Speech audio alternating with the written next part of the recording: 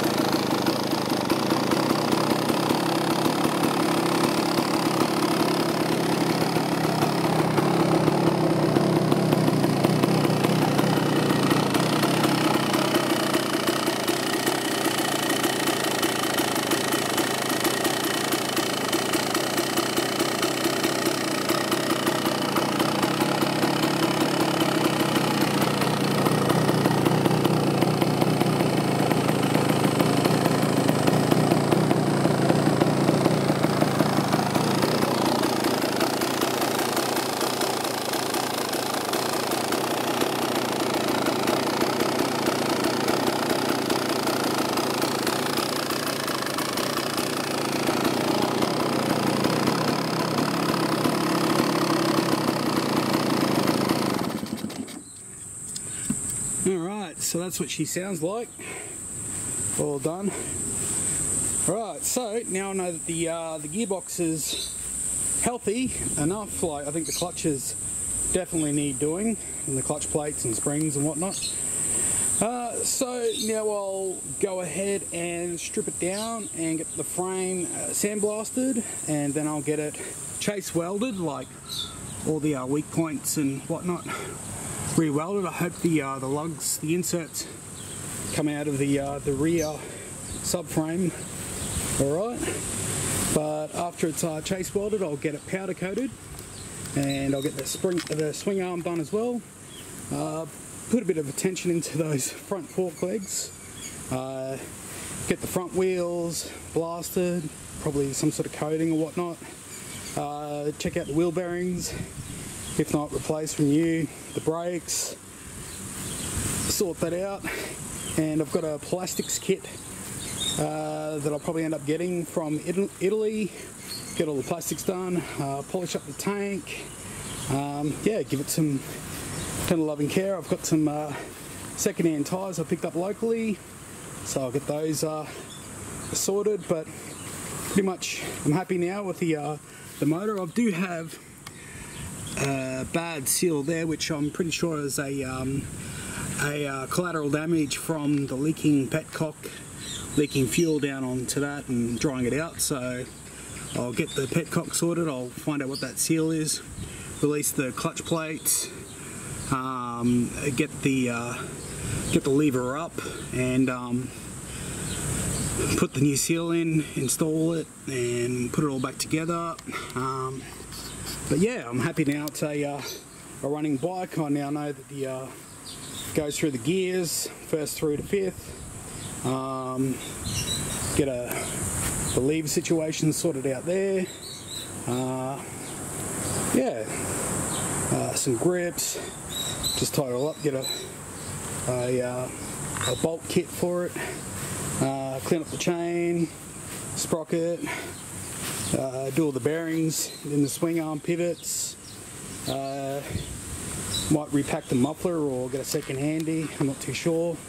It's an original standard one with a pro circuit on the front. But yeah, next phase will be doing all the cosmetics, leaving the engine complete and as a runner. Then put it all back together, looking a lot better. I'm not going to do a full nut and bolt restoration on it. I'm just going to get it so it's nice, neat and tidy, rideable. Once it's all back together, then I'll pay some more attention to the engine, to the motor, if it needs it. But I think definitely I'll be doing the clutch and the clutch plates for peace of mind, because I know there was a lot of gunk and whatnot in that bottom crate case, which I'm pretty sure was like clutch plates and whatnot. Also got to drop that fluid as well, so got to sort that out. But yeah, probably won't hear from me for the next couple of months, while I'll be getting third-party people to powder coat and sandblast and chase weld the frame and whatnot. I would take it just to a powder coater and get it done, but I don't think a person working in the back of the factory is going to really notice too much if there's any sort of cracks or any rust holes in the frame. So get it blasted, take it to a welder, inspect it, get all the welding done, and then take it to a powder coater and just say, hey, just make it look pretty. But yeah, swing arm, the pivot, probably do the rear shock as well, same colour as the frame. I hope all the nuts and whatnot come out of the thing, so I'll probably record, get some footage of me disassembling the bike. Made easy, but I'm quite happy with how things are now. It's a running bike. I know that the bottom end is the gearbox and whatnot's good, so I'll still at the crossroads of whether, if it didn't select any gears or anything was bad down there, I would have probably offloaded as a runner with issues and cut my losses. But I will be going further now and sorting out the cosmetics. So that's what she looks like before she gets done. Alright, thanks guys, see you later. Alright, batch went flat as I was going to record stripping the bike down, but this is, I took some photos in the process anyway, so this is pretty much what I ended up with. Got the rear wheels stripped. Getting the tyres off was an absolute pain. Yeah, getting the wheel bearings out, I used the Dynabolt method, as in stick it down the bearing and wind it up and belt it out from the other side. Also, swing arm bearings are a little bit yeah, busted, so I'm going to get a new set of those. Surprisingly, I was able to have a look inside the power valve, and they are quite clean, so I'm not exactly sure what the go is there, but getting that all ready for paint stripping. Now, I was expecting a nasty little surprise, but on inspection, what have we got there? You can see what we got. I'll get around to the light. So we've got a nasty little rust hole down the bottom there. So I was going to get everything chase welded anyway, like as in welded around to reinforce. But so yeah, gonna have to get that sorted out. But to be expected. Yeah, so all these bits here is what's getting stripped, paint stripped for powder coating or Cerakoting. Look how bad those fork outers. I'm going to clean those up as best as I can and see what I can do about it. Obviously new fork seals. Got petcock kit coming for the seals and stuff, so that'll be all sorted. But yeah, like most of the bearings, like in the shock, the wheel bearings are fine, so other bits and pieces in there. So yeah, hopefully 4 to 6 weeks turnaround time and I have a complete parts, bits to put the bike back together. So, alright, cheers guys.